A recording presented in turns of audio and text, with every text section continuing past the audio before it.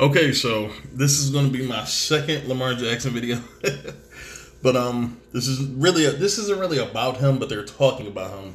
I'm just going to use it as a way of giving some props to a player that I think people forgot about already.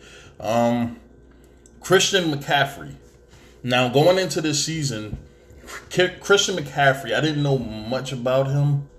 I knew that he, coming out of college, he was a well sought after running back. He was a guy that could do pretty much everything. And he showed this year that he could do it at a high level. I mean, this guy rushed for over 1,300 yards, had 15 rushing touchdowns, but he also had 1,000 receiving yards, 100 catches, and he also had another 4 touchdowns to the 15 he has, almost bringing his total to 20.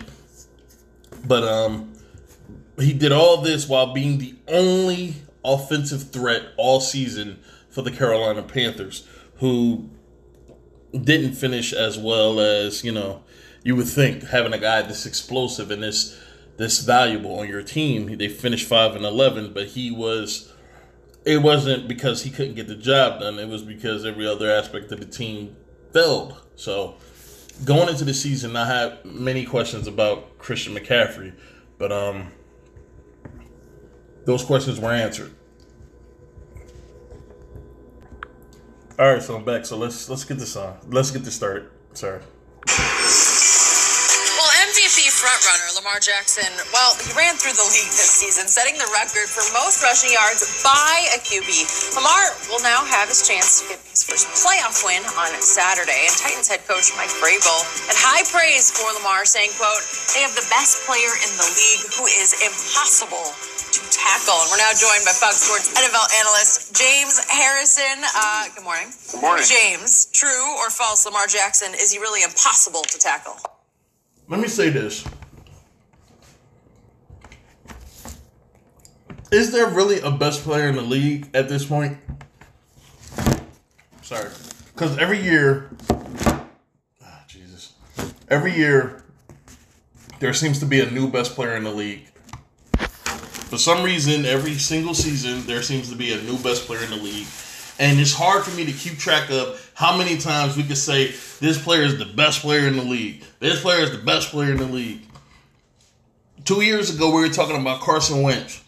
Last year, we're talking about Patrick Mahomes. Now, this year, we're talking about Lamar Jackson. Is there really a best player in the league? I mean, because we seem to be flopping all over the place pretty often. So is there legitimately a best player in the league at this point? So let's get to it. I wouldn't say he's impossible to tackle, because that would mean that, it's not able to coexist to be done. But he is very, very difficult to get down. According to Pro Football Focus, he is the second most elusive player of all players, not quarterbacks, of all players. He has an uncanny ability to stop on a dime and change directions and almost accelerate at this. He's able to stop quick, but he's able to change directions and accelerate as quickly as he stops. And that's hard to tackle, especially in the open field, especially when you're not as fast as that guy and you're about 250, 260 trying to tackle that guy. There's only one other player I've seen with that ability at the quarterback position, and that was Michael Vick. I did the video I did before. I said his game looks as much like Michael Vick's as anybody, because they're always trying to compare the black quarterbacks to Michael Vick. Is this guy the next Michael Vick? Is this guy the next Michael Vick? He can run. Is he the next Michael Vick? Lamar Jackson, he even looks like Vick, to be honest. He's as close to Vick as you're going to get right now. James, and this is something else that I saw. Listen, this is something else that I saw. He actually is the third most yards after contact. You know who's number one? Derrick Henry. Okay. Yeah. So I believe that. I like that. Yeah. So it's definitely going to be a difficult task to do, but I feel like if they come in with the right plan, they'll get it done. And honestly, to me, I believe you have to just hit him. When you go into that. And that's what I'm saying. And I've been saying this, and it doesn't make me a hater. And I've been saying this. Once you lay him down one time, you make him feel what it's really like to get hit by somebody. at the NFL level, I'm telling you, he's going to think twice about running. That's usually what happens, or he's going to get hurt. That's usually what happens. Look at RG3. RG3 couldn't get touched all season his rookie year. And then later in the season, I think the wild card, he got laid out. He got hit and he got hurt. And it completely changed the way this dude plays. It changed the course of his career. And he went from being one of the highest potential quarterbacks in the league to being now he's a backup behind Lamar Jackson.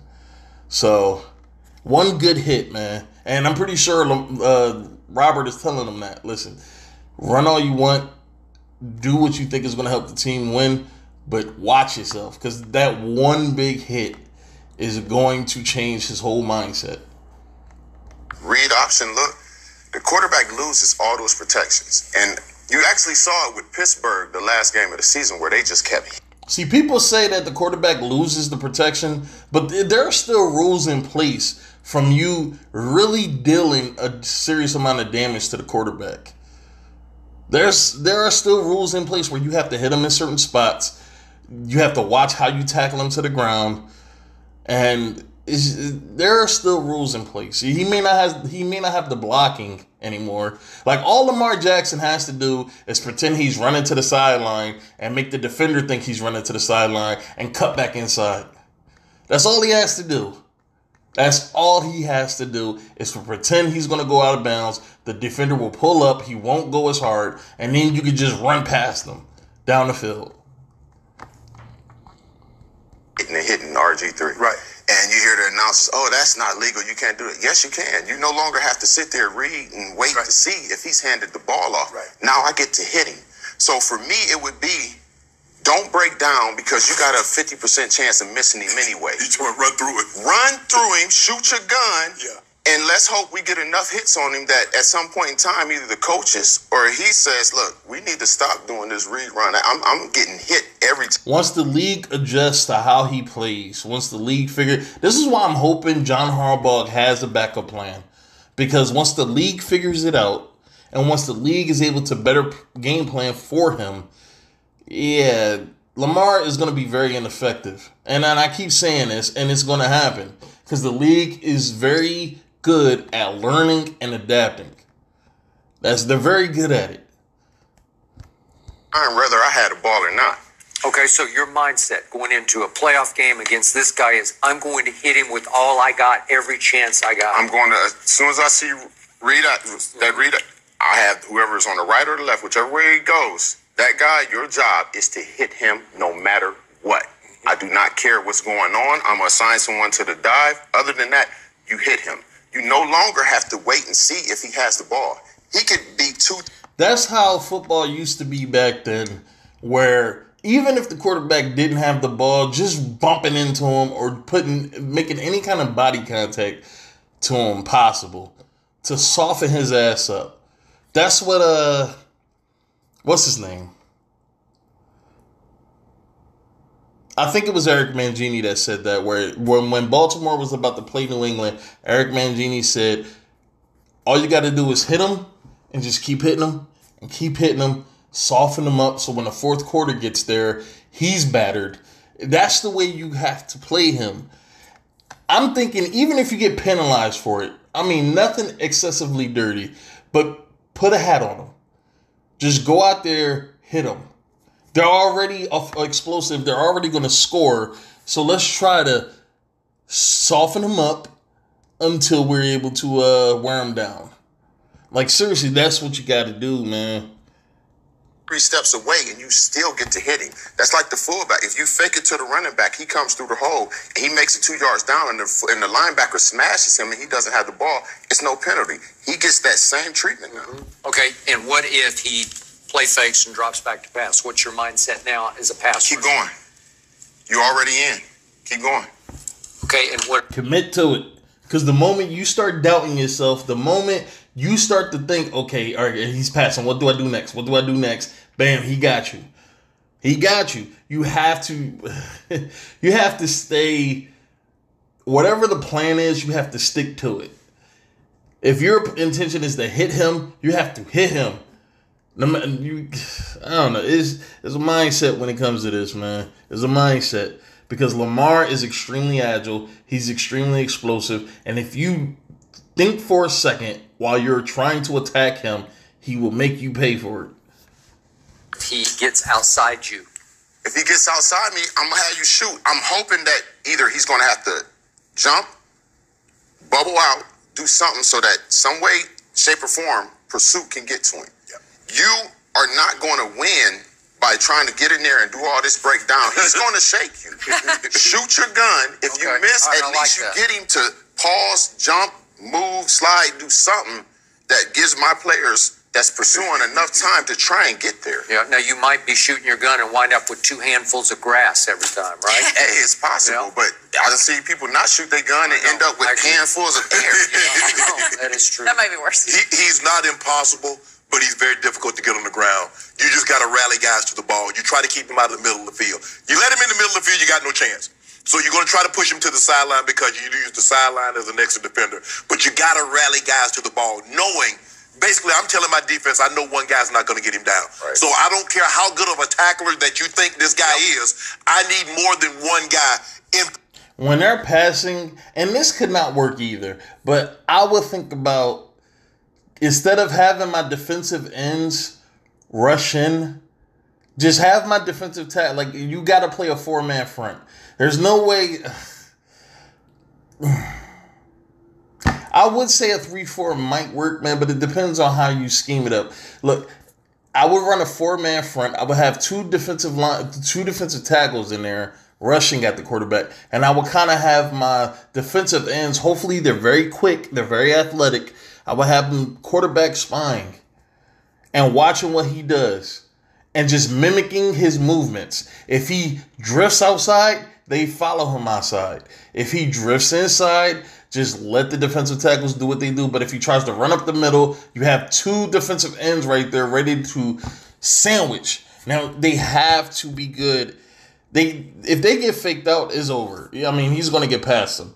They have to be good at pursuit, and they have to be good at pretty much, search and destroy, that type of thing. They have to be good at finding him and putting at least a helmet on him.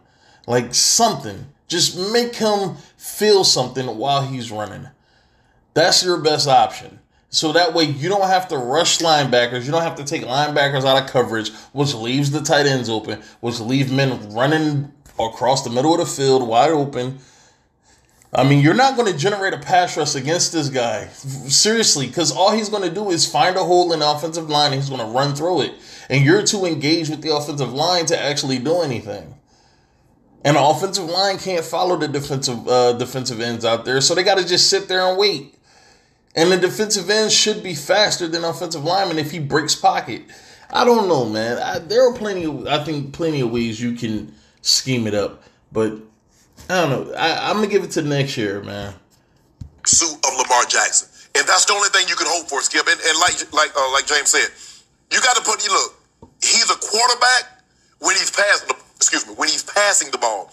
But if he dive this ball in the belly, the moment he does this and not this, he's a runner. And I'm hitting him. I'm hitting him every time. It's not my fault. That's your offense that you chose to do this. That's true. So you got to punish him. You got to try to deter. But now they're too far in. Now you're not going to deter them. Now they're too far in, Skip. But that's the only way you can do it. You got to punish the quarterback and and try to. Those hits hopefully accumulate over the course of the game. You don't do it cheap. You understand that at that point in time, Skip, he's a running back. He's a running back. As long as he's not in a passing position, he's a running back. And that's just have to do. You have to get your angles. You got to be pinpoint, Skip. And when you play a team like this, you must do your responsibility. Don't try to be no hero now. Well, I'm going to play both of them. I'm going to get this dive, and I'm going to get the ball. I'm going to get both. Because if you let this guy outside, he jumps out the window, he's gone. He's going to get 10, 15 yards before you guys can realize what's going on. Play your responsibility. You must be very sound when dealing with a guy like this. I want to be very clear. Neither of you are advocating hurting him. I'm knocking on wood. No. It doesn't have to be about hurting him. This is the way the game has been played. This is the way the game, to some extent, is still played. even if you're not tackling them, even if you're, if they call it illegal tackling or whatever, making body contact with somebody enough times during an NFL game is going to wear on them eventually. Even if you are not driving them to the ground, making some kind of contact. It's like they used to say about basketball. When somebody would come through the lane, make them feel you. Make them know you're down there. Put a body on them. Even if they score or they don't score, whatever. Even if they don't have the ball, make them think twice about coming into the paint. That's how you got to treat this with Lamar, man. You got to make him, are you sure you want to run? That kind of thing. Have him second guessing that. Because right now, his legs are his weapon. That's what he's using to carry himself. I'm not saying he can't pass. He can pass. He's a great passer when you give him options to throw to. But his main weapon are his legs. That's his thing, his ace in the hole. So you make him second guess that, man. It's not much he can work back on.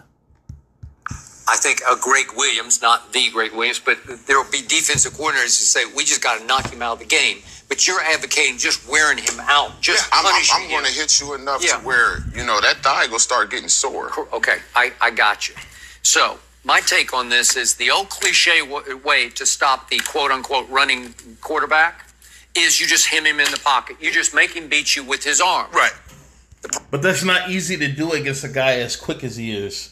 Because you need defensive linemen that are smart, that can judge a situation and make the right play, and they need to be athletic and great tacklers.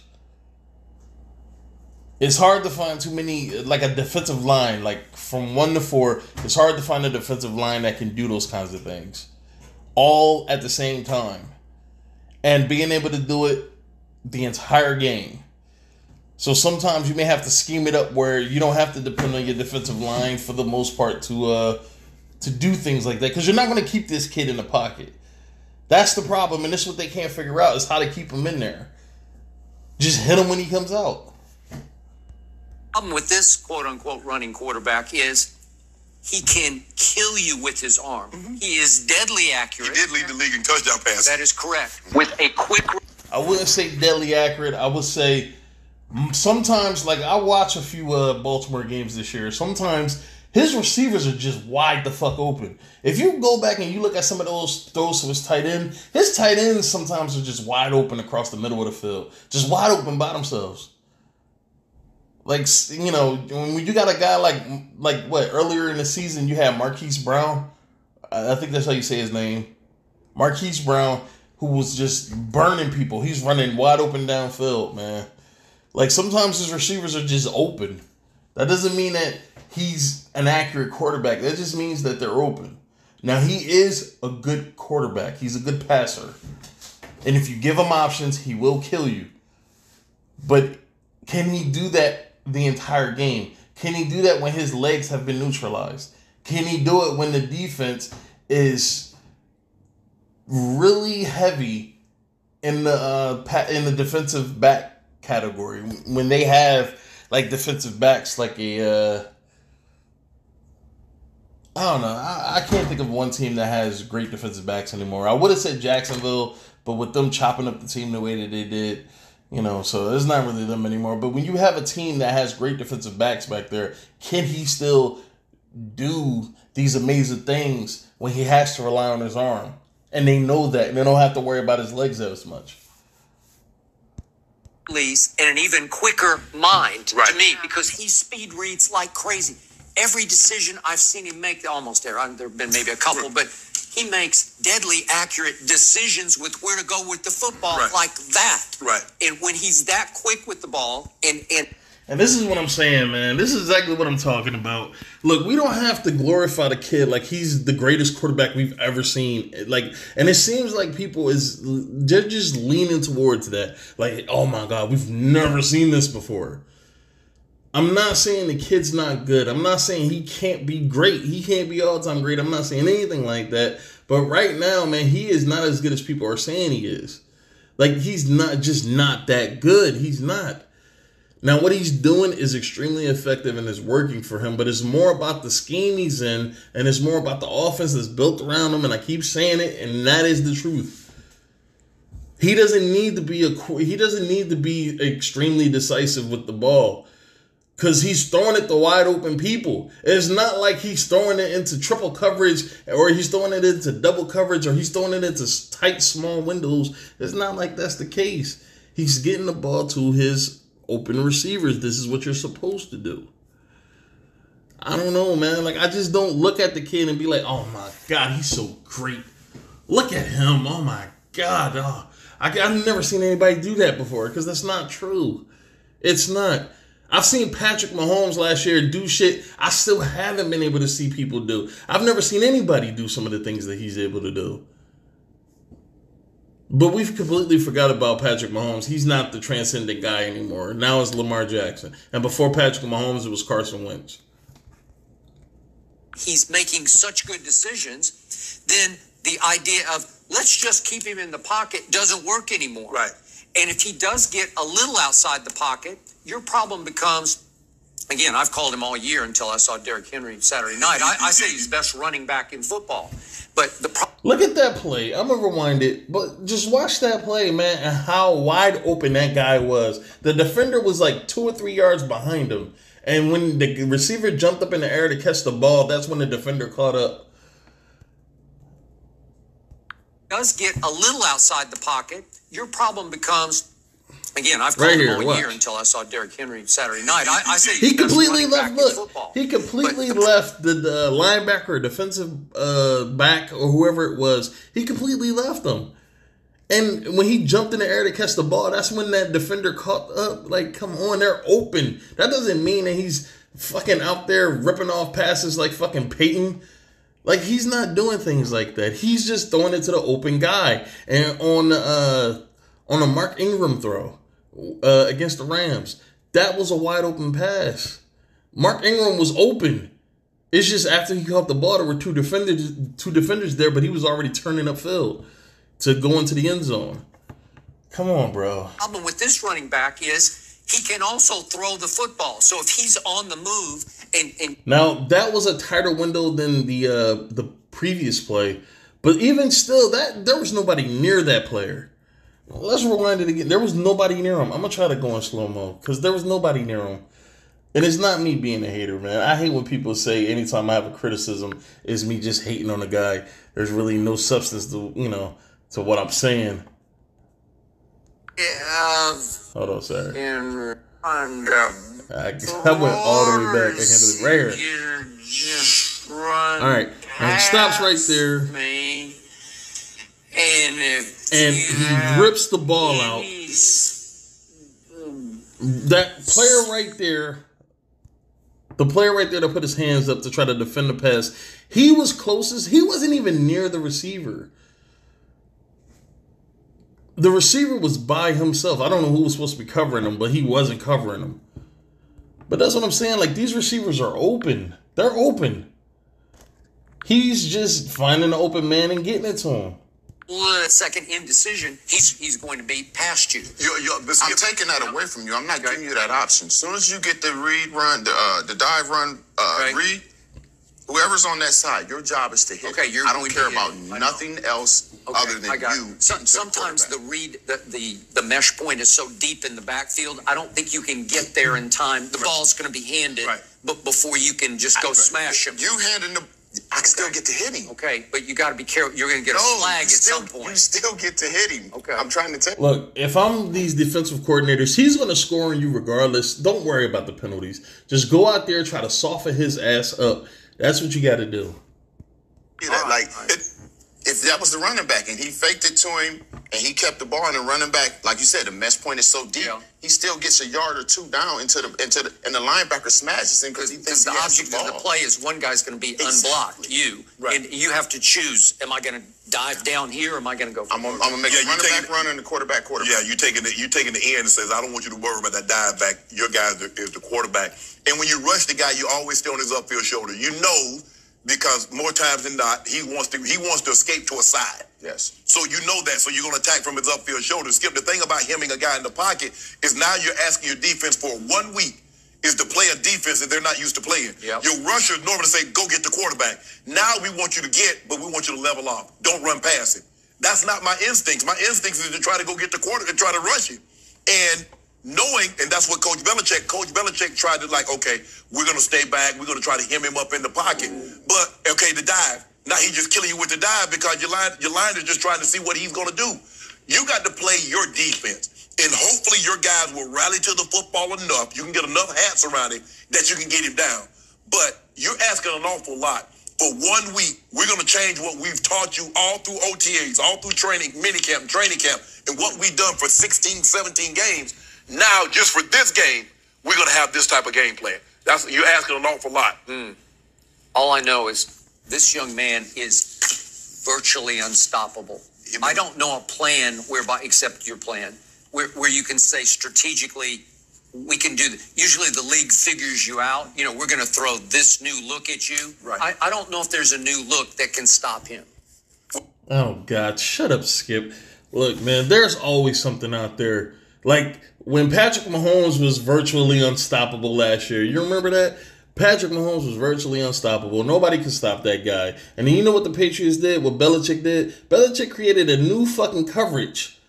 Zero blitz. I mean, what was it? Zero zone or some shit? Or cover zero? Some shit like that. Like, it was a zero zone defense where there were no safeties back there.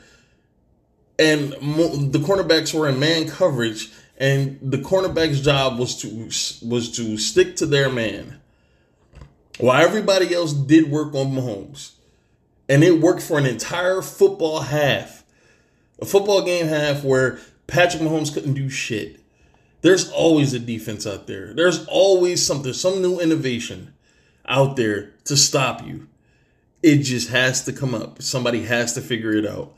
And eventually they will. Now, if they don't, I mean, Lamar Jackson could fucking run the league for the next fucking 5 years, man. He could run the league, be, again, virtually unstoppable. But all you got to do is lay enough hits on this dude. Put enough damage to his body to force him to have to change the way he plays.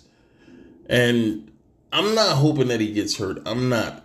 I'm saying there's always a way to stop somebody. So, I don't know. That's it, man. And the reason why I started this video off talking about Christian McCaffrey is because, like, I'm looking through YouTube. I'm looking through my fucking DVR, looking for something that somebody has to say about the year that dude had, which was an unstoppable season. I mean, this dude was the only positive for the Carolina Panthers this year. And it's like nobody gave a shit.